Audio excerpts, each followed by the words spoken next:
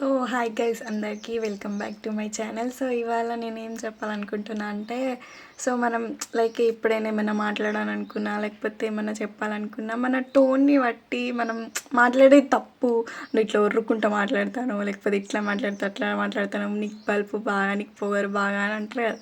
So దాన్ని మీరు ఏదో అరే వాళ్ళు నన్ను ఇట్లా అన్నారు అట్లా అన్నారు అని అనుకోకుండా వాళ్ళు ఏదో మనకు ఒక కాంప్లిమెంట్ ఇచ్చిన అనుకొని మీరు చూసుకుంటే మంచిగా ఉంటుంది. ఎందుకంటే వాళ్ళు ఏదో అన్నారని మనమైతే మన గొంతునైతే మార్చుకోలేము కదా. ఎందుకంటే మనకి బై బర్త్ అట్లా వచ్చింది. మనం ఏం చేసాం దానికి మన తప్పు లేనప్పుడు మనం ఎవరిని పాయింట్అవుట్ చేసి మనం నువ్వు నన్ను ఇట్లా అన్నావు, నువ్వు నన్ను పాయింట్అవుట్ చేసినావు అనుకుని వాళ్ళతో ఆర్గ్యూ చేయడం కన్నా సపరేట్గా కాంప్లిమెంట్ అనుకోను, లేకపోతే ఒక పాజిటివ్ వేలో తీసుకోను, మన దారి మనం చూసుకొని మనదేందో మనం చూసుకొని ఉంటే మనం బాగుపడతాం అన్నట్టు. వాళ్ళతో ఆర్గ్యూ చేసుకొని ఉంటే అది మన టైం వేస్ట్.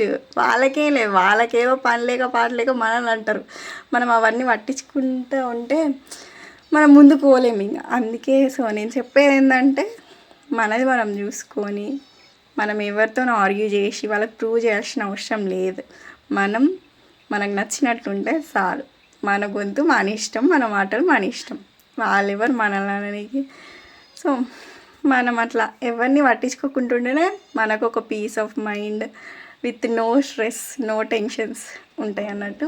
ఒకవేళ వేరేటోళ్ళతో పట్టించుకున్నాం అనుకో, మనకు వాళ్ళ గురించి మైండ్లో మొత్తం మరి ఏం చేస్తారు ఏమంటారు అనే భయం తప్ప ఇంకేం ఉండదు. మనకి వేరే దాని మీద కాన్సన్ట్రేషన్ కూడా పోదు. సో వేరేటోళ్ళు కూడా పక్కన వాళ్ళ మీద కాకుండా వాళ్ళ మీద వాళ్ళు ఎక్కువ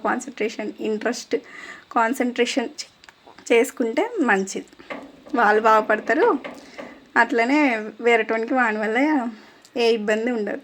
అంతే. Bye guys.